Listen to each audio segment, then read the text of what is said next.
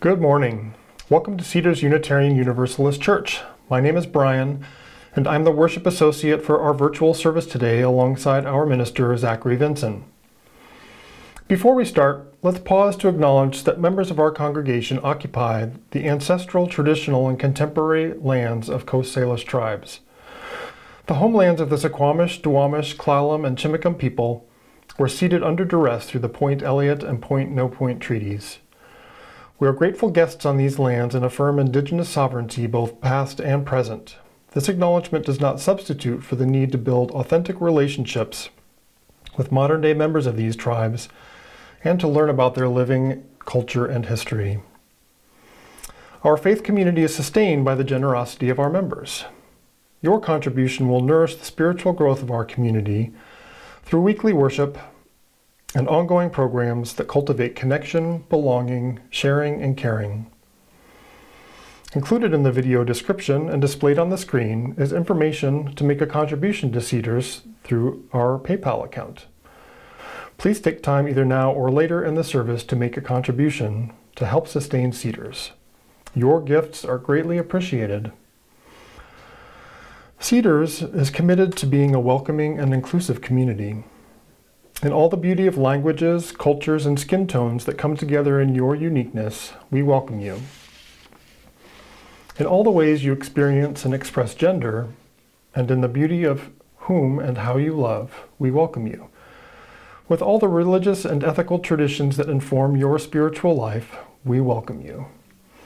You are invited to join us today and always with an open mind, a loving heart, and willing hands.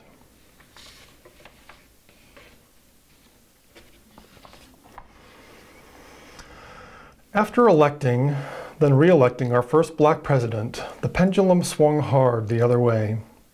Whatever you want to say about the last guy, he did a tremendous job, the very best, at exposing and bringing to the surface the latent and deeply entrenched racism that still exists today, more than half a century after the Civil Rights Movement.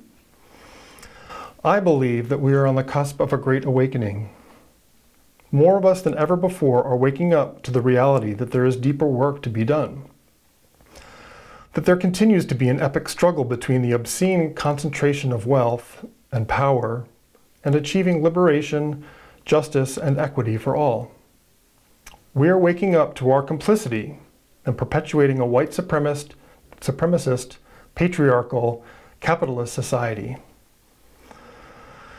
In his address to the UU General Assembly in 1966, Dr. Martin Luther King Jr. says, "There is nothing more dangerous than to build a society with a large segment of individuals within that society who feel that they have no stake in it, who feel that they have nothing to lose. These are the people who will turn their ears to pleas for nonviolence." People are angry, fed up. When people who look like you are being murdered by police and vigilantes, what would you do? When you are unable to meet your basic needs in the streets below billionaire towers, what would you do? When you live in the reality that others hate you simply for the color of your skin, what would you do? When you have found your electoral strength and the minority holding the power doubles down on making it harder for you to vote, what would you do? For most of us here today, these are questions we won't have to face through our lived experiences. Most of us have enough privilege that we can make the choice whether to endeavor to answer these questions or succumb to a more comfortable diversion. For those who are disenfranchised and oppressed, there is no such choice to turn away. So, Dr. King asks, what can we do to provide nonviolent channels through which those who are caught in these conditions can express their discontent and frustration? To paraphrase Dr. King, we can't achieve peace through violence. The means are the ends.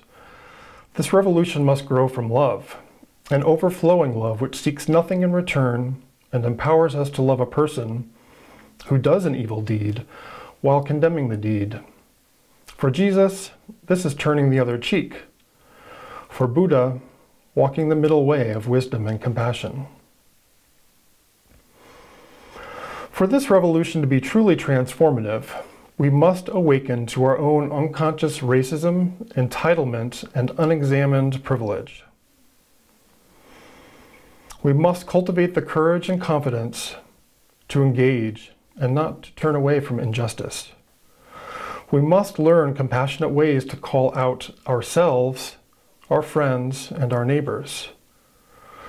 We must be willing to surrender our privilege so that we can hear the truth from historically muzzled voices. We need communities of practice where we can exercise these values.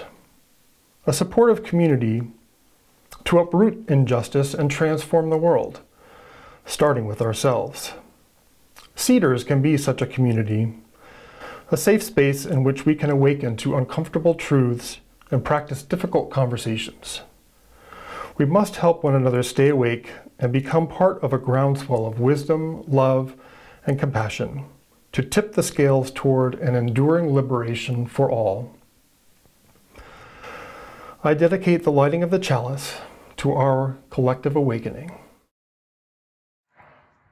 As we come together to worship, we remind ourselves to treat all people kindly because we are one family, to take good care of the earth because it is our home, and to live lives full of love and goodness, because that is how we will all become the best that we can be.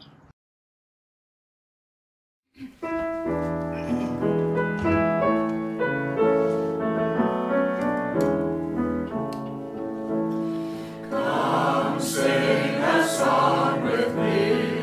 Come sing a song with me. Come sing a song with me, that I might know your mind. And I'll bring you home when hope is hard to find. And I'll bring a song of love and a rose in the winter time. Come dream a dream with me. Come dream a dream with me. Come dream a dream with me, that I might know your mind. And I'll bring you home when hope is hard to find. And I'll bring a song of love and a rose in the winter time. Come walk in rain with me. Come walk in rain with me. Come walk in rain with me, that I might know your mind. And I'll bring you home when hope is hard to find. And I'll bring a song of love and a rose in the winter time. Come share a rose with me. Come share a rose with me.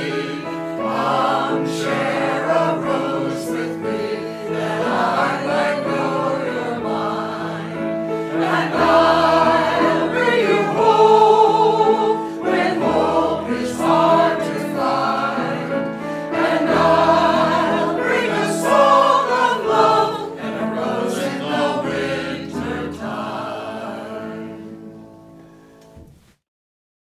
I want to call us into our space of worship with these words by Viola Abbott. We are Unitarian Universalists.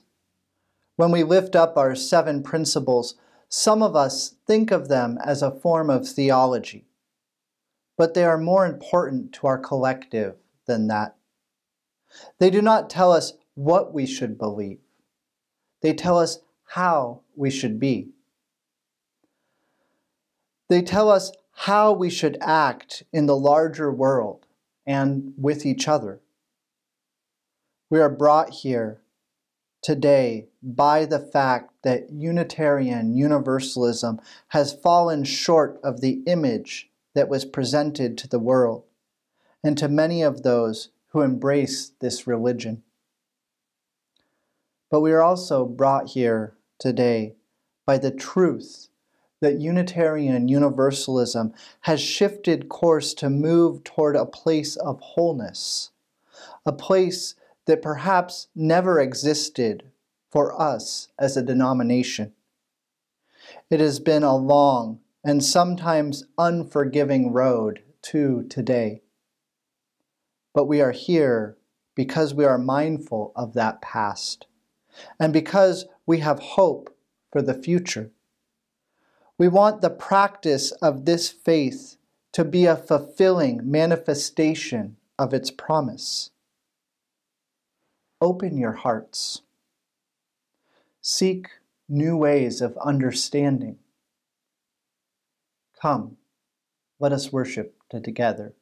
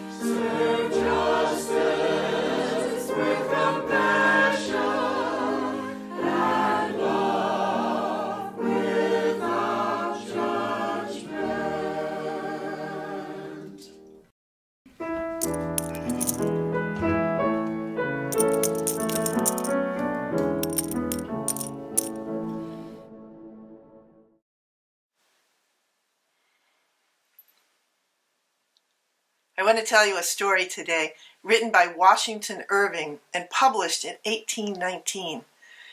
It's a story called Rip Van Winkle, and I'm guessing some of you may have read it before, and probably everyone has heard some version of the Rip Van Winkle story. It's worth hearing again.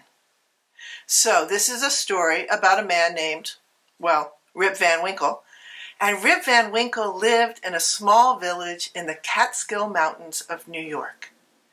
Rip Van Winkle lived in a time when King George III was in charge of the Americas. It was before the American Revolution. And Rip Van Winkle lived in his village where he was a pretty popular guy. Everybody liked Rip. The kids liked Rip because he told them stories and brought them sweets. And his friends liked Rip because he liked to go fishing and hunting, and he liked to go to the bar and have a beer. And other people liked Rip because he was always so pleasant and kind when he saw them. The one group of people who maybe didn't like Rip so much was his family, especially his wife. And they didn't like Rip so much because Rip, for all of his niceness, didn't really like, well, to work. And so his family had a hard time because Rip often went long stretches of time without doing any work at all. And so his family rarely had enough money. And so the relationship between Rip and his wife, well, it wasn't very good. Because his wife, who in Washington Irving's story doesn't even get a name, is constantly, well, nagging Rip. Could you do some work? Could you go do some farming? Could you fix this around the house? And Rip, his approach was largely to wander off and do something else. So things weren't good. And one morning, in the years before the American Revolution, Rip woke up and his wife said, "Honey, could you fix the door on the house?" And Rip said, "Sure." And then he got his gun and he got his trusty dog Wolf, and he decided to go for a walk in the woods. So he was walking in the woods and he came across a strange little man carrying a very large keg. And Rip, without really saying anything, decided he should probably help because the keg was very big and the man was very small. And so he picked up the keg and he started carrying it. And he and the man walked in silence together with some loud thundering in the distance. The thunder made Rip a little nervous. It seemed a little ominous. But it was a beautiful day, and he was carrying a keg of beer. And so he and the man walked along, and they came to a clearing where many other pretty small men were playing something called pins. It was kind of like bowling, 9 pins. And that, it turns out, was the sound that Rip was hearing. The balls crashing into each other again and again. No one in the clearing was saying anything. They weren't talking to each other. They didn't acknowledge that Rip had arrived. They just went straight to the keg and poured themselves a drink and continued playing their game. And so Rip sat and watched for a while, and then he thought, I'm thirsty. And so he got himself a glass and he poured himself some of this strange liquid that came out of the keg. It didn't really taste like beer, but it was pretty delicious. So Rip finished his glass and he decided, I don't have anywhere I need to be. And he had a second one. And he noticed the more he drank, the thirstier he got.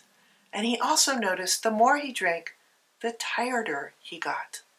And so nobody was talking, and it was just the sounds of the balls hitting each other. And Rip found himself yawning and stretching and thinking, it's a lovely time for a nap. And that is exactly what Rip did. He went to sleep. And the next day, Rip woke up. Oh, but his back hurt and his knees hurt. And he looked down and he seemed to be covered in some brambles. And he looked down again and his clothes were in, well, really bad shape. And he looked over and his musket, his rifle, was completely rusted. What was going on? Well, he got himself up out of the brambles and he began to go back home to his village. And as he walked, he thought, I had a really fast-growing beard last night because, my goodness, this one is long. And he went back down to his village, but all the roads were different.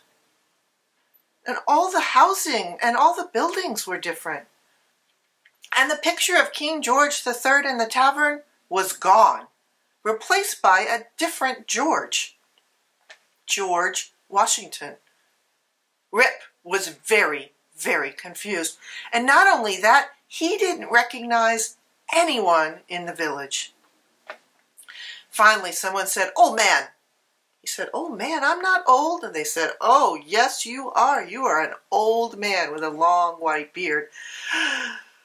Rip thought, this is bad. He said, "I'm Rip Van Winkle." And they said, "No, you're not. Rip Van Winkle lives in the house over there." Rip was very confused now. And it turns out the Rip Van Winkle in the village was his son. Rip Van Winkle had been asleep for 20 years. Rip Van Winkle had missed the American Revolution completely. The world was a different place when Rip Van Winkle awoke. His wife was gone. Many of his children had moved away. The village was completely different. Rip Van Winkle wasn't sure what to do. He went and he visited his son, and he went and he visited his last remaining daughter in the village, who said, "I will take you in." And so Rip Van Winkle moved in with his daughter in a changed landscape, having missed the revolution completely. Now here's where the story is interesting in my opinion. Rip Van Winkle, according to Washington Irving, went right back to his old ways. Never did a lick of work. Told stories to the children, went fishing, went hunting, pretty much continued on with his life, even though he had missed the previous 20 years. I'm not sure what that means. Rip Van Winkle slept through the revolution, but maybe Rip Van Winkle would have slept through the revolution either way, even if he hadn't had a strange experience with some men with some bowling pins and some strange liquid in the Catskill Mountains. Something to think about. That's my story.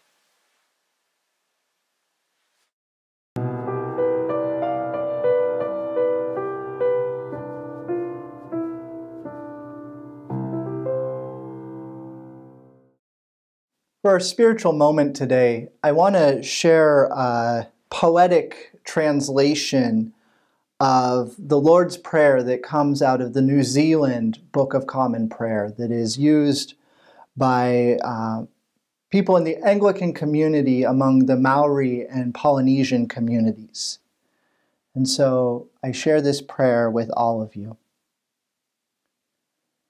Eternal Spirit, Earth Maker, Pain Bearer, Life Giver, Source of all that is and that shall be, Father and Mother of us all, loving God, in whom is heaven, the hallowing of your name echo through the universe.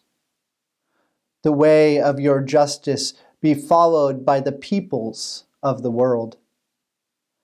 Your heavenly will be done by all created beings. Your commonwealth of peace and freedom sustain our hope and come on earth. With the bread we need for today, feed us. In the hurts we absorb from one another, forgive us. In the times of temptation and test, strengthen us. From trial too great to endure, spare us. From the grip of all that is evil, free us. For you reign in the glory of the power that is love, now and forever. Amen.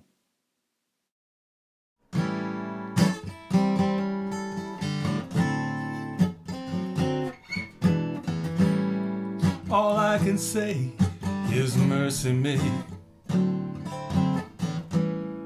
Whatever happened to the truth? It feels like some form of insanity. A total lack of proof means it must be true.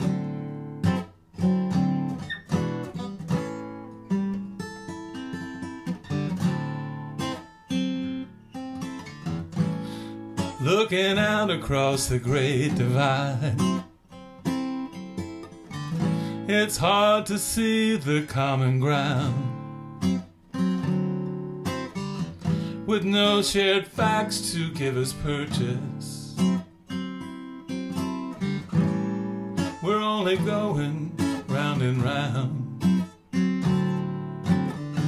When you worship false gods, they say you are right to hate your neighbor if they don't agree with your point of view. Those neighbors are threats to your faith, your truth, even your freedom. The enemies are demonized, anger is magnified.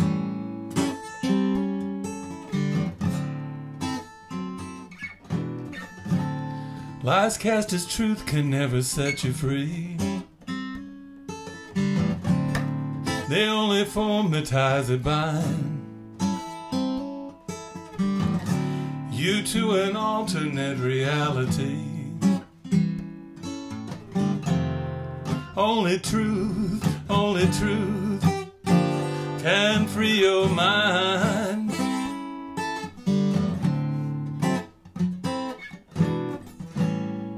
All I can say is mercy, mercy me. The truth ain't what it used to be. Tired of all these fake conspiracies. Total lack of proof means it must be true. When you worship false gods, they say you are right to hate your neighbor if they don't agree with your point of view. Those neighbors are threats to your faith, your truth, even your freedom. The enemies are demonized, anger is magnified.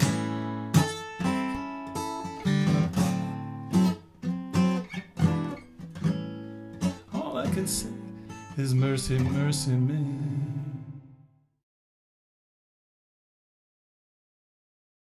Rip Van Winkle was a man who was known for his kindness. And yet, despite this kindness, he also had a reputation for avoiding work. He loved to sit and talk with his neighbors and was willing to help with small tasks.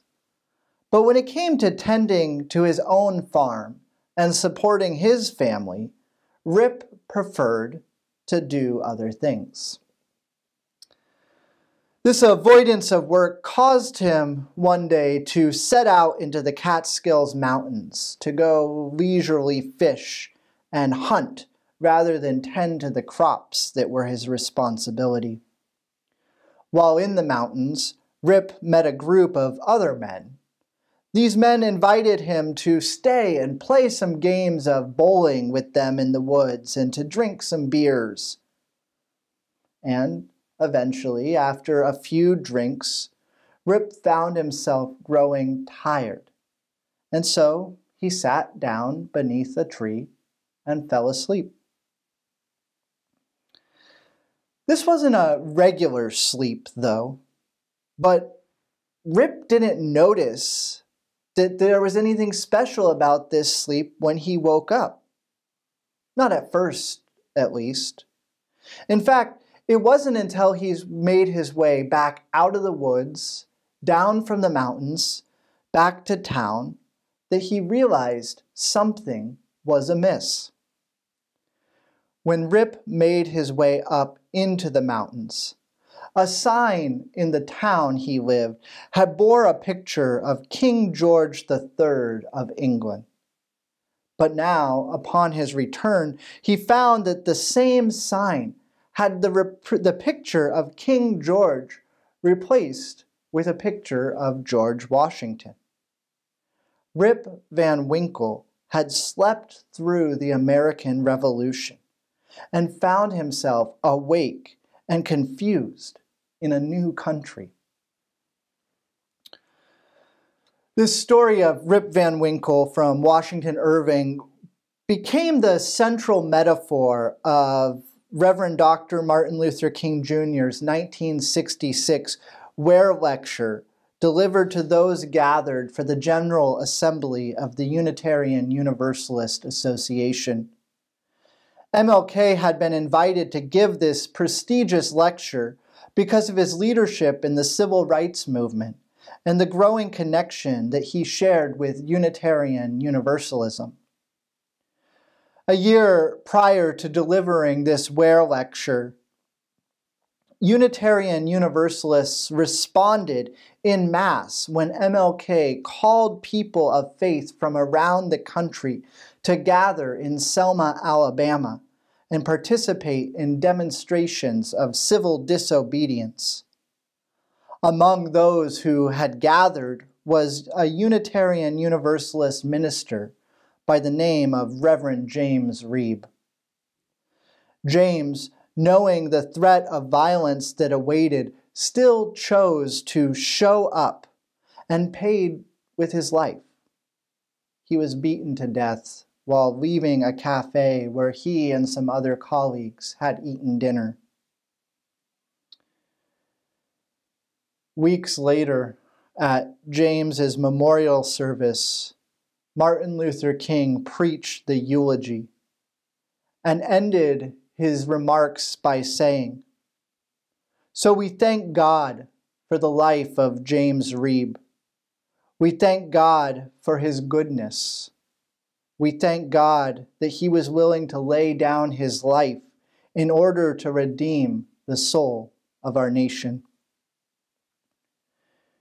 James Reeb did not sleep through the civil rights revolution.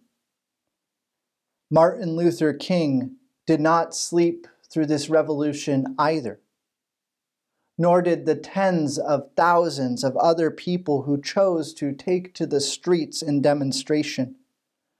These people chose to remain awake, to remain present, and do the work that was needed to help bend the arc of human history and arguably the universe toward the goal of justice. They risked themselves and in some cases paid with their lives for the progress that we are the beneficiaries of today. Unlike Rip Van Winkle, these people did not snore peacefully in the mountains while a revolution was taking place. They remained awake. Arguably, we are in a similar moment in human history again. A moment of revolution, of forces that are working to shape whatever it is that comes next for us. And, arguably, many of us are sleeping through this moment. In his Where lecture, MLK said that one of the great misfortunes of history is that all too many individuals and institutions find themselves in a great period of change and yet fail to achieve the new attitudes and outlooks that the new situation demands. We are in a period of great change, a time that calls us to be adaptive, both individually and collectively, or as individuals and institutions. And despite recognizing this, I fear that many of us, myself included, are failing to achieve the new attitudes and outlooks that this new situation demands of us. We are sleeping through a revolution. From a strictly local perspective, thinking just of the institution here at Cedars, this is something that I've heard from many members of this congregation over the last few weeks. I've heard members confess that they've stepped away from many of the things they used to be involved in here at Cedars since quarantine began. Or others who have reached out to me or some of the other leaders in the church writing, complaining about something, any number of things, or asking why it is that we aren't doing more social justice work or having more faith formation activities or providing more pastoral support. And in these same communications, often, despite offering all of the criticism and critique, little support is given. It's almost as if people have gone to sleep and are waiting for the hard stuff to be over with before waking back up and engaging. And when I think of this dynamic, a word comes to my mind. And it's a word that is hard to hear, but that word is privilege. The word is privilege when I think about all of these comments. And the truth is that we are a community of great privilege. And despite the past year being hard on all of us in many, many ways, we've also been fairly insulated from some of the hardest things that are happening in the world. We hear news of tragedy after tragedy and allow our anxiety to build, asking who's going to do something about this, but do little to actually address the issues ourselves. We seem to be, at least to some degree, unwilling to risk showing up, to do the thing that last week we considered about putting ourselves on the line, being willing to take the risks to demand the real change that is needed, to bend that arc of human history and the universe towards justice. Over recent days, I have been following the trial of Derek Chauvin, the police officer who killed George Floyd. Watching the way that much of the defense has focused on the drugs in George Floyd's system, as well as all the time that witnesses have spent trying to explain all of these factors, is frankly aggravating and seems only to distract from the truth, as I think many of us see it. The truth that Derek Chauvin, in his role as a police officer, killed George Floyd. I know that I have been appalled by seeing how these murders by police in our communities continue, and how, as they continue, racism continues. The racism that permeates our country. And yet, despite acknowledging this, little is being done by us to pressure the systems in place toward real change. In addition to this situation and the trial that is taking place, a recent spike in anti-Asian hate following the murders that took place in Atlanta has caused many Asian and Pacific Islander folks to live in fear that they will be targets of more violence. And yet, there's been mostly silence in response. I think still of bills in states that are being passed to prevent youth, transgender youth, from getting the medical treatment that they need so that they can identify with the gender that they truly are. All of these are hard things that need our attention, that need us to be awake and engaged. And I want to be clear and say that I consider myself just as guilty in this, just as guilty of some of these patterns of withdrawing as anyone else. And yet, I can't help but fear that if this continues, that the church will slowly but surely slip into irrelevance. That what we do here at Cedars, or in Unitarian Universalism in general, will become a symbolic anachronism of the work done decades ago, of the work done by civil rights leaders like Martin Luther King Jr. and Reverend James Reeb. In his Ware lecture, MLK said that in order for the church to remain awake through the revolution, we must move out into the arena of social action. It is not enough for the church to work in the ideological realm and to clear up misguided ideas. To remain awake through the social revolution, the church must engage in strong action programs.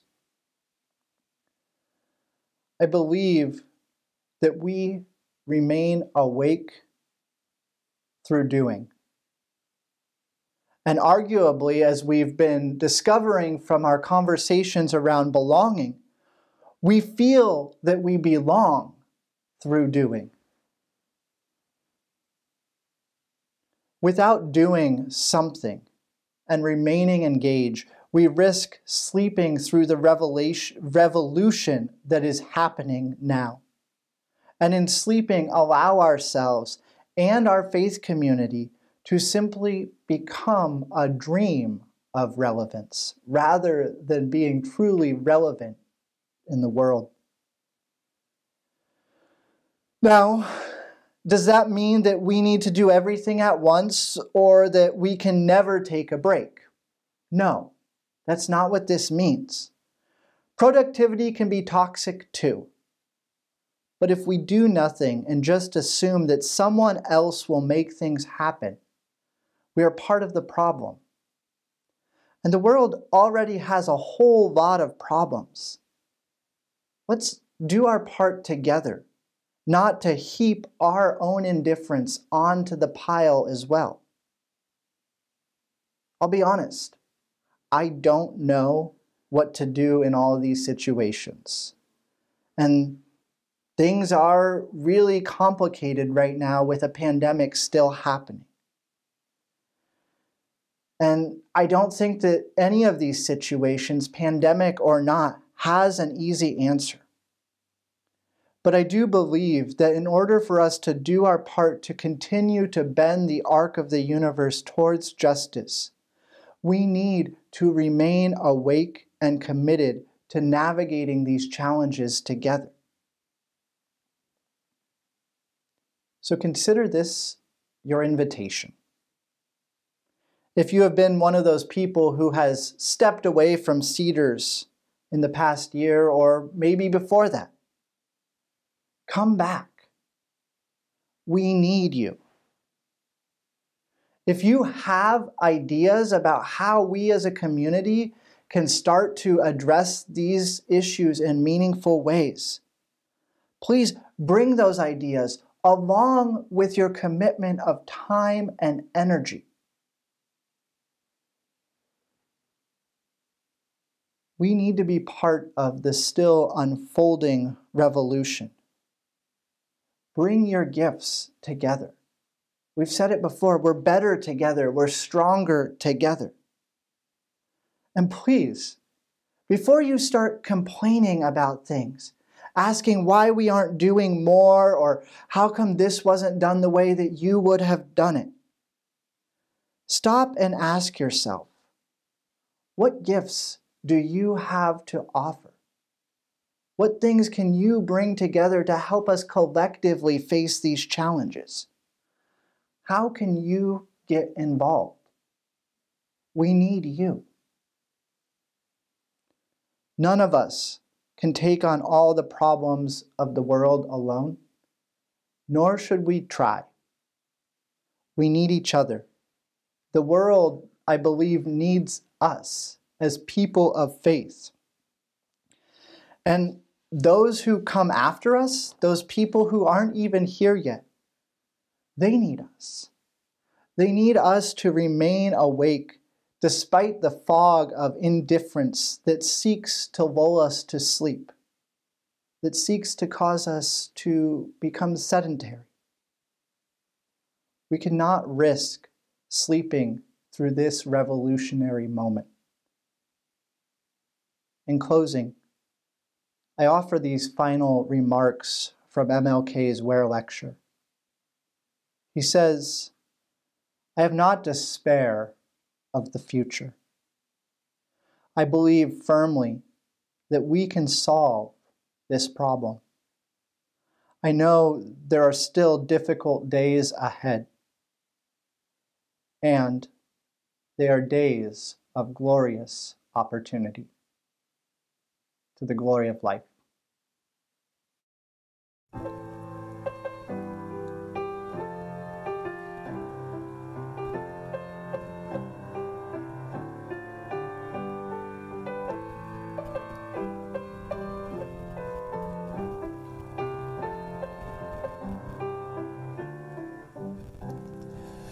We'll build a land where we bind up the broken. We'll build a land where the captives go free, where the oil of gladness dissolves all mourning. Oh, we'll build a promised land that can be. Come build a land where sisters and brothers, anointed by God, may then create peace, where justice shall roll down like waters, and peace like an ever-flowing stream. We'll build a land where we bring the good tidings to all the afflicted and all those who mourn, and we'll give them garlands bones instead of ashes. Oh, we'll build a land where peace is born. Come build a land where sisters and brothers, anointed by God, may then create peace, where justice shall roll down like waters, and peace like an ever-flowing stream. We'll be a land building up ancient cities, raising up devastations from old, restoring ruins of generations. Oh, we'll build a land of people so bold. Come build a land where sisters and brothers, anointed by God, may then create peace, where justice shall roll down like waters, and peace like an ever-flowing stream. Come build a land where the mantles of praises resound from spirits once faint and once weak, where like oaks of righteousness stand her people. Oh, come build the land, my people we seek. Come build a land where sisters and brothers, anointed by God, may then create peace, where justice shall roll down like waters, and peace like an ever-flowing stream.